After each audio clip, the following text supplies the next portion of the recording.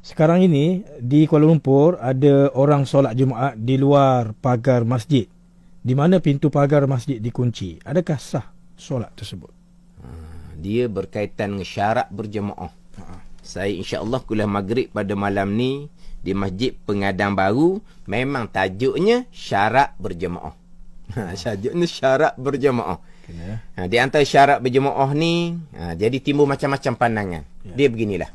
Oleh kerana dia semayang tu luar daripada pagar masjid, yang pertama, antara penghujung masjid dengan tempat dia sembahyang jangan lebih daripada 300 hasta. Saya tengok ada orang tulis dia kata 150 meter 300 hasta tu. Wallahualam lah. Yang pertama, antara masjid dengan tempat dia berdiri ni jangan lebih daripada 300 hasta. Itu.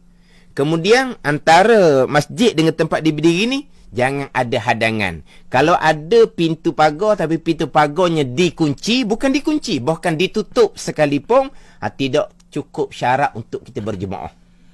Melainkan kalau ada pintu masjid hak sebelah kiri kanan ke, terpulanglah.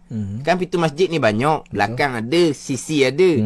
Tapi kalau belakang pun tutup, sisi pun tutup, walaupun tak kunci sekalipun, luar pagar tidak sah. Walaupun tak sampai 300 hasta sekalipun.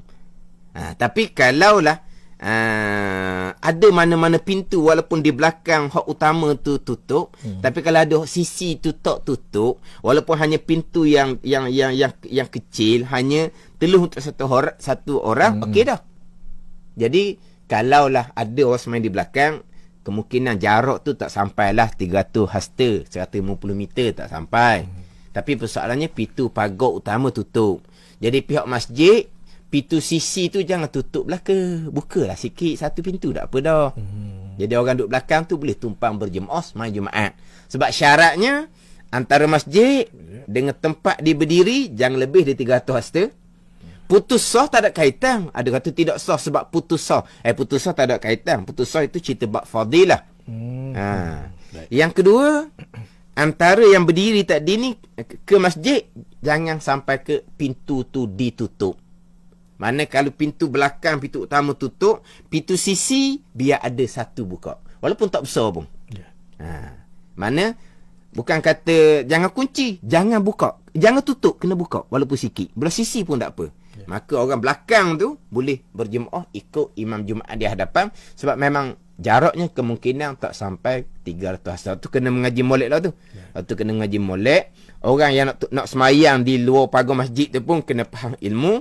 Dan pihak masjid pun kalau tengok ada orang semayang di luar pagar masjid tu, bukalah pagar, mana-mana pagar, walaupun pagar sisi sekalipun, walaupun pagar utama di belakang tutup, tapi pagar sisi bukalah satu. Ni biar sama-sama ada ilmu. Biar sama-sama ada ilmu. Cuma kalau dah masjid tu penuh, balik semayang zuhur di rumah lah. Tapi kalau dibenarkan semayang di mana-mana bahagian, pihak bukan sebenarkan, okey je lah, ikut kepada ketetapan pihak berkuasa. Jadi soalan tidak berkaitan. Tapi soalan tu agak banyak timbul sekarang ni sebab banyak gambar dalam FB orang semayang di luar pagar masjid, tapi persoalannya pagar masjid itu dalam keadaan tutup pagar masjid itu. Tutup tak boleh lah. Walaupun tak kunci sekalipun. Wallahu a'lam.